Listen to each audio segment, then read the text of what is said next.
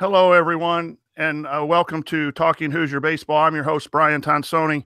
Before we get to the show today, on behalf of everyone at iubase.com and Talking Hoosier Baseball, we give out our deepest sympathies to the city and school in Noblesville, Indiana, with the unfortunate incident today at their school. We hope all a quick and speedy recovery, and we hope at some time maybe sports and shows like this can help ease the tragedy today. So we're thinking about you.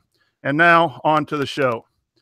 Every good sports program has a voice that fans look to for excitement and comfort. At Indiana, we have some great voices. Don Fisher comes to mind. He's awesome. However, the Indiana baseball program has a great voice of their own. Talking Hoosier Baseball and iubase.com is honored to talk with the voice of Indiana baseball, the man for which we all mute the television to sync the radio call to the action. Please welcome Greg Murray. Greg, thanks for being with us from Omaha today. How are things out west? Things are good. I appreciate you having me here on the program. Things are good. It's Friday, so we're still here. So that's first and foremost a positive note after things turned around pretty quickly yesterday in round two. But Omaha is great. It's the capital of college baseball, TD Ameritrade Park. It doesn't get any better than that. And we'll be here for the Big Ten tournament for the next, I believe, 5 or 6 years. It's good to be back. As fun as it was last year in Bloomington, it's good to be back at TD Ameritrade Park. And it's fun, competitive baseball. Even when Indiana hasn't been playing, I've been able to walk over to the ballpark and just watch a whole lot of Big Ten baseball this week, and couldn't ask for anything else. That sounds like a lot of fun. I've been to Omaha a couple times for the College World Series, and it's a great atmosphere. And I'm sure that the Big Ten is representing well out in Omaha. So we just appreciate you being on the show. We've been fans for a long time. As long as you've been broadcasting, we appreciate the work that you do and try to want to delve into the greatness that is Greg Murray. So if you could share a little bit about how you became an IU sports announcer and the teams for Indiana that you cover. Yeah, absolutely. Well, I guess I'll start it. I graduated from Indiana as a student back in 2013, and while I was there, I got into the student radio side of things and started to cover IU athletics in that way. And from there, and graduating, I was able to do a couple of different sports, including some IU baseball games over at Sembauer Field. And my senior year was the first year that Bart Kaufman Field opened up, but I left school a little bit early. And went into minor league baseball for a year with the New York Mets organization, did 1 year as a seasonal internship there in their AA level. And then following that season, got job searching, came back home. I live originally from the Indianapolis area on the north side up at Fishers. And so was there for a little bit back home and then job searching. And after a little while, this opportunity in Bloomington came about. So I moved back down to Bloomington, and this is my 5th IU baseball season. I started in 2014, was my first year, and I do IU women's basketball, the play-by-play on the radio for them during the wintertime. I've just wrapped up my 4th season doing IU women's hoops, and then doing some various other things with IU athletics, radio, interview, and media side of things. And it's something new every season. It's part of the perks of the job, but year 5 right now, coming down to the wire for IU baseball. And so when did you know that this is something that broadcasting was something that you wanted to get into? And how did you know that? Well, growing up, I was played a few different sports, but baseball was kind of my primary sport, I guess, my favorite sport playing growing up. And I was a very average to subpar player in high school. Wasn't all that great. And I think about halfway through, it kind of dawned on me that I was not going to be able to play at the collegiate level. And then obviously professionally after that, I just kind of recognized, I'm not all that great at this whole playing thing. And after a while and getting some opportunities of doing some media things, and even in high school a little bit, but more so once I got to Bloomington and IU, that gave me the opportunity to start talking about sports and broadcasting sports and things like that. And I enjoyed it, thought I was pretty decent at it to get things started, and then different opportunities opened themselves up, and one thing led to another, and just figured if I can't play sports, why not try and talk about it? And, we really appreciate that you do multiple sports, but that carryover between women's basketball and baseball allows Roger to yell into his phone. And it also gives us some enjoyment with his screaming and yelling, but we're glad when you get back to baseball full time. But what's a typical game day look like for you, home or more likely at home? How do you get ready to broadcast a game?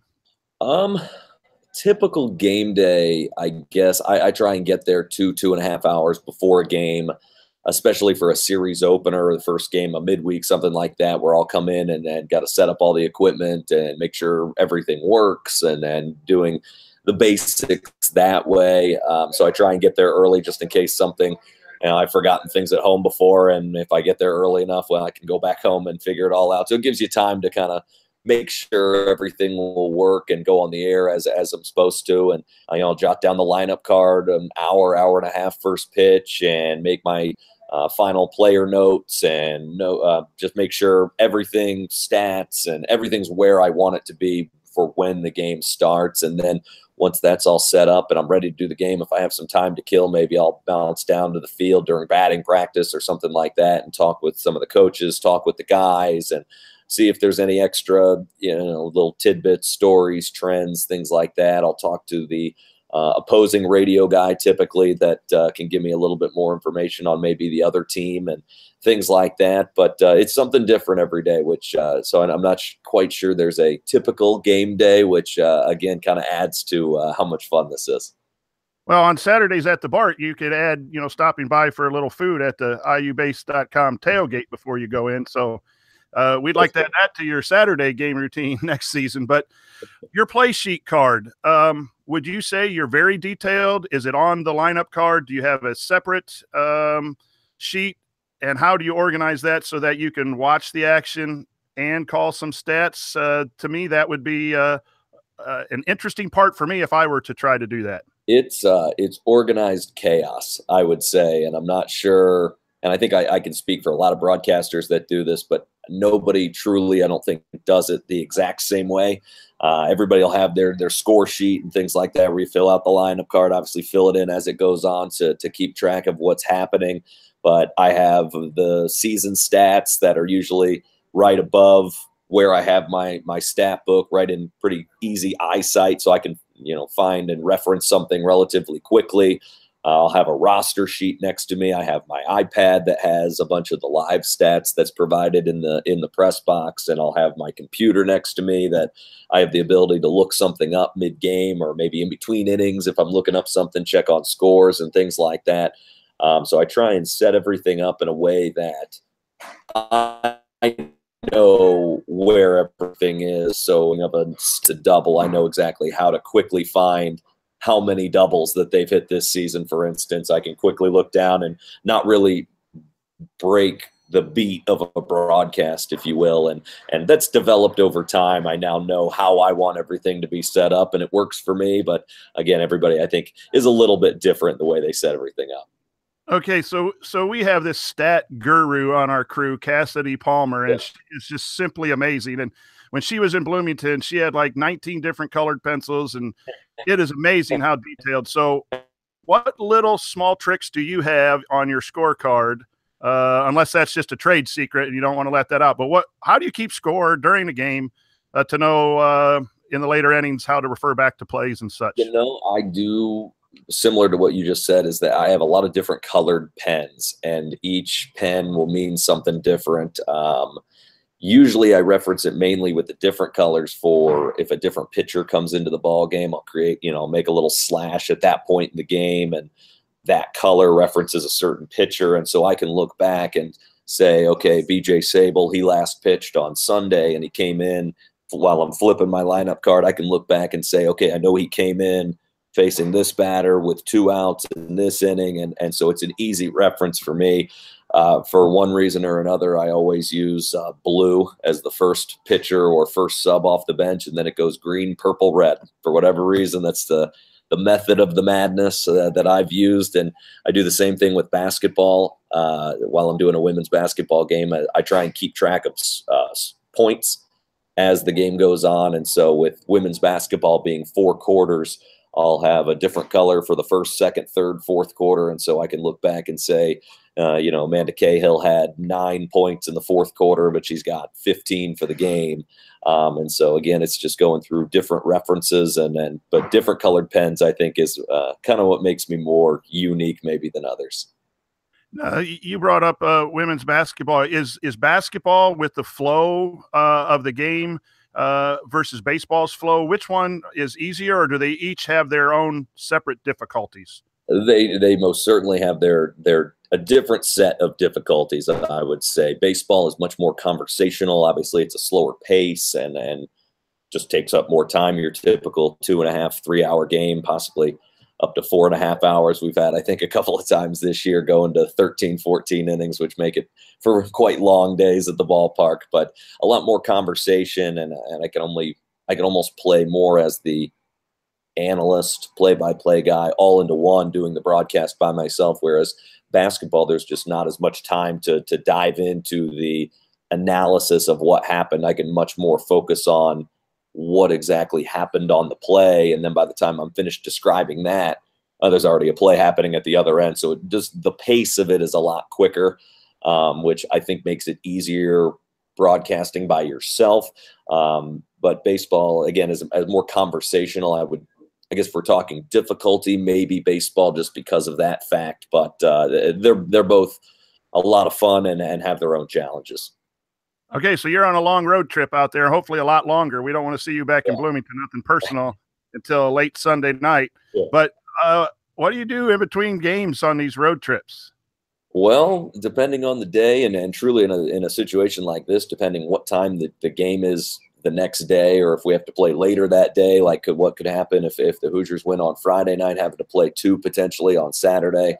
A lot of times it's a quick, got to hurry home and get to bed. That's what we had to do on Wednesday night, playing into the wee hours of the morning. And then after losing, you had to play at then 1 o'clock the next day. So you tried to get a little bit of rest, but then after you win against Michigan State, we got about 30 to 36 hours or so before you play again. So a little bit of time to walk around and see the towns. And I think it's a perk of the job, traveling through Big Ten country and things like that. If we're staying in the hotel, if it's close to campus or something like that, we'll take some time maybe, and I'll go on a morning run or a jog or something like that, just to see the athletic facilities and see just what the buildings look like. Indiana's, IU's got their limestone buildings, but every campus is so different. But down here in Omaha, which is a really cool, smaller city, obviously TD Ameritrade Park kind of steals the headlines for we college baseball fans. But it's been neat over these last few years, and this trip included, to be able to walk around, go to some local restaurants, and just kind of see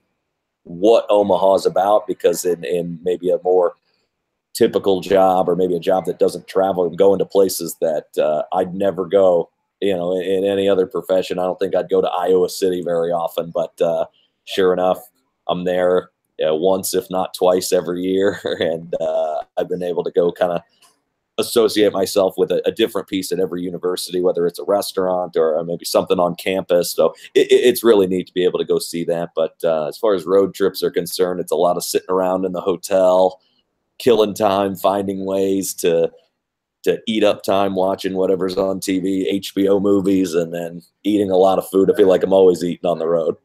That's good. What is one of your favorite cities to visit, maybe in the Big Ten, or if it's a non-Big Ten? Do you have one that you really look forward to making the trip? I would say Iowa City. If I can, just have a good time going there, and I like the hotels that we stay at when we're in Iowa, and there's some cool restaurants nearby. Outside of the Big Ten, we went with women's basketball.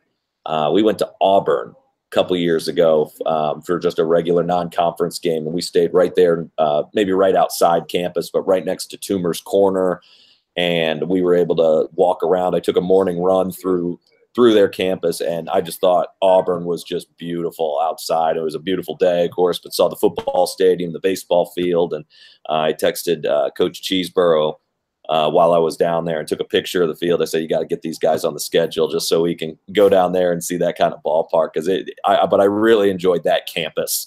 I think that one kind of stands out. Did they replace those trees that were poisoned down there?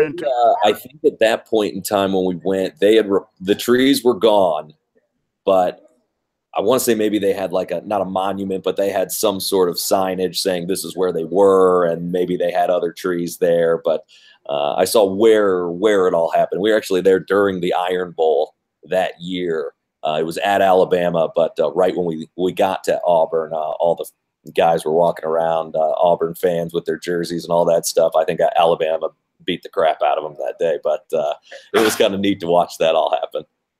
Okay, so let's go back to Thursday night, and there's 2 outs in the bottom of the ninth, and not such a good outlook. We're down to our last out, a chance to tie it. What's going through your mind as soon as Gorski makes contact, and then how do you decide how you're going to call that? Yeah, well, beforehand, I don't think I'm the only one here, but I had a feeling that it was going to be an early exit here in Omaha. Not that I'm making plans to get what I'm going to do all weekend when I get home, but I kind of had in the back of my mind what a bummer it's going to be that you're probably going to go 0-2 here. And then when the ball's hit, I think I'm one of the few, but I didn't think it was out initially when he hit it. There was a ball the inning prior, I think it was Luke Miller hit a ball to left center field that at the time when he hit it, I thought it was gone I think it would have tied the game, but a home run, and he flew out to the warning track. And so when Matt hit his ball, it took me, it all happened so fast, but it took me a split second to recognize just how far that he hit that ball based off of his reaction and based off of the left fielder's reaction. And obviously, as the ball's going up, it kind of dawned on me that not only that's a home gone and it lands in the, the top half of the bleachers at TD Ameritrade Park, which is no joke to hit one out there. Especially once you get in between the gap signs, the 375, it's as pitchers friendly of a ballpark. And so to hit one out in general is impressive, but to hit one at that point in time and hit one that far from Matt Gorski was just an unbelievable play. And then obviously Wyatt ends it in the 10th with a little blooper down the left field line, but they get the job done, and fortunately allows us to stay and get us to where we're at right now.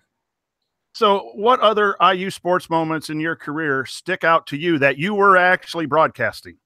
The first one I would say is probably my first year when we were here in Omaha at the Big Ten tournament. Indiana won the Big Ten tournament that year in 2014, hosted the regional, did all that with Schwarber and Travis and all that. But the Big Ten title game at TD Ameritrade Park was against Nebraska, and the fans, they do this in Lincoln, but I mean, they show out by the thousands. And that Big Ten championship game had somewhere like 20,000 people in that TD Ameritrade Park. And that's something I won't forget, even from the College World Series, which I wasn't there quite yet. I started the year after the World Series year. But being in that ballpark with nearly a full house, but everybody was rooting for Nebraska. And for that matter, everybody was rooting against Indiana in that game. And I just remember it was so loud. I think it was Casey Rodriguez had a ball go between his legs and made a big error, brought home a couple of runs for Nebraska. And it was midway point in the game, and the crowd just erupted. And that was a game I'll never forget, just the atmosphere and how cool it was. Of course, Indiana won the game, which certainly helped things as well. But that one certainly sticks out from a baseball perspective. I would say the walk-off home run, my first one that I got to call at any point in broadcasting, but was in Bloomington. Tony Butler hit a home run. I think it was to beat Indiana State a few years ago, and it was the first time I had ever called a walk-off home run. And so that was really neat. I've called a few walk-off hits, errors. I've had a walk-off balk in summer ball before that I was calling, which was quite odd, but the walk-off home run stands out. Sorry to interrupt, but you do understand that our guy Chris Feeney yells balk every time someone throws, the opponent throws. So you just made his uniform. First, Lazy Mary was played last week. Yeah. And he goes nuts. And now you actually had a balk off for a game.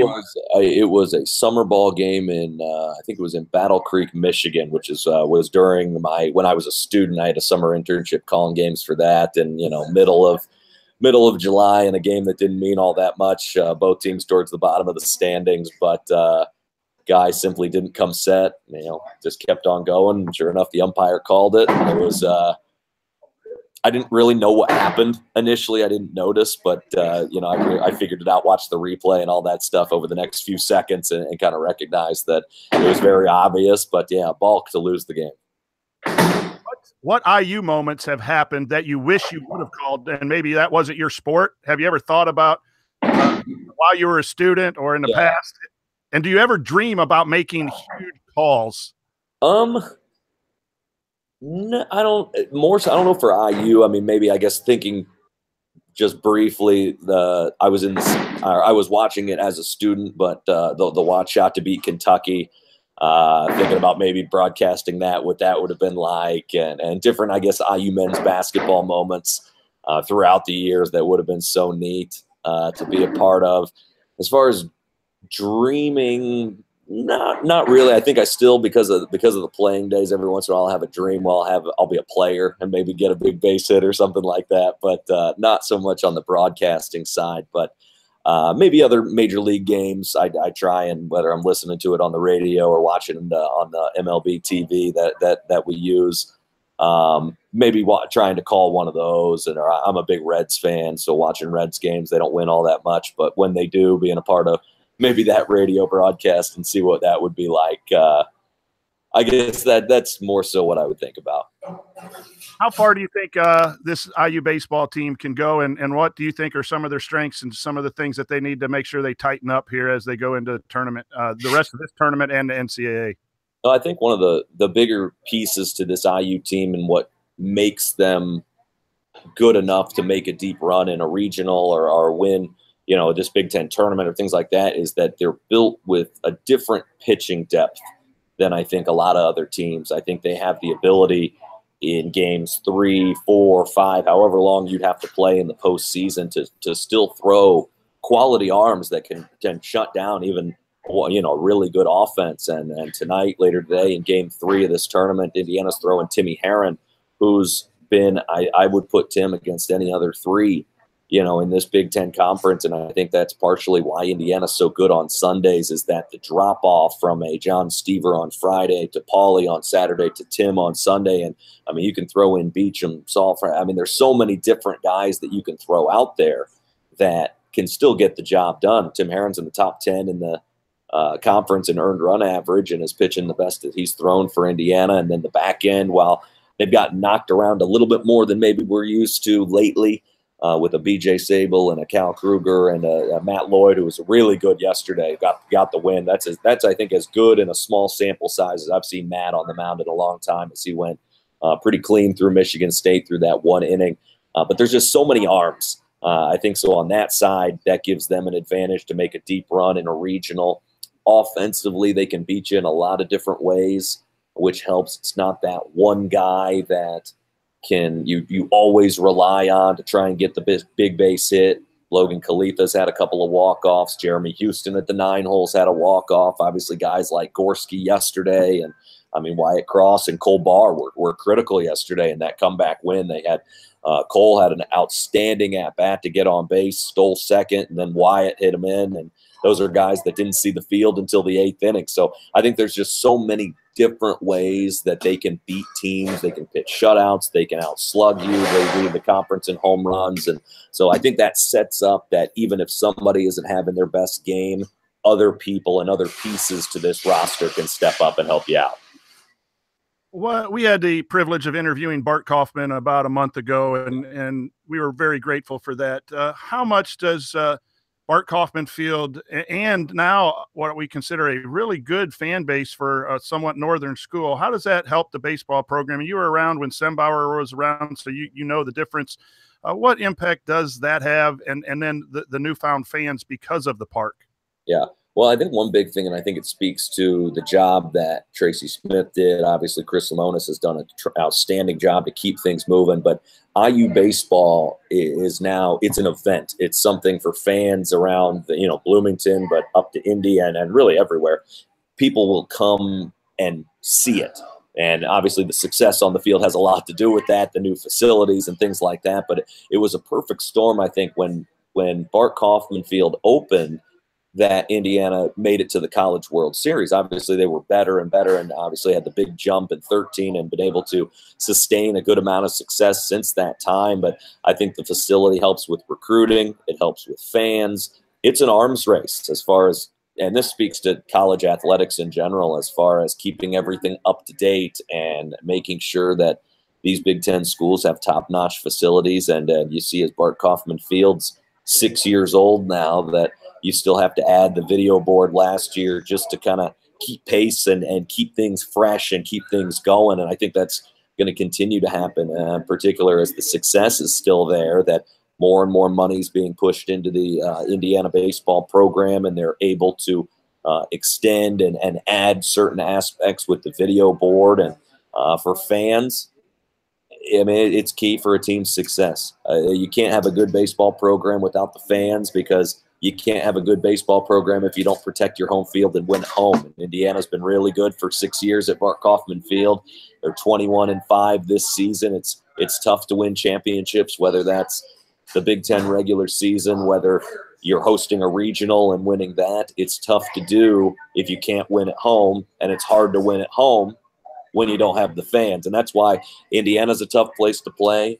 Even Nebraska, we went there to Lincoln a couple of weeks ago, and certainly by their standards, they're having a bit of a down year. But everybody knew going into that series that it's going to be really, really tough to win, and it's because the fans come out in good amounts. And Lincoln, simply put, is a very, very difficult place to play because of their fan base.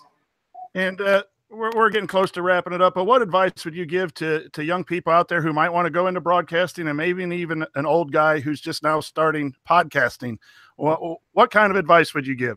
Well, the first thing I tell students when I talk to them and things like that is to take advantage from a student perspective of the opportunities around Indiana and around the athletics with this Big Ten Student U and the student radio station. And there's so many different avenues that you can simply just get your feet wet and dive into it. And from this included, but for everybody, being able to talk behind the mic and in this case, talking into the computer and talk on the camera and things like that, the ability to gain experience, to me, it's not the only way, but it is the easiest and most effective way to get better, to get more comfortable, is simply getting reps. And so whether it's talking in a podcast, or, you could turn on a baseball game on the TV, mute it, and just record into a computer, it's reps. And so I always preach to everybody that's asking for help on how to get better and things like that, is just, you have to go out and do it. And the more you do it, the more comfortable you'll get.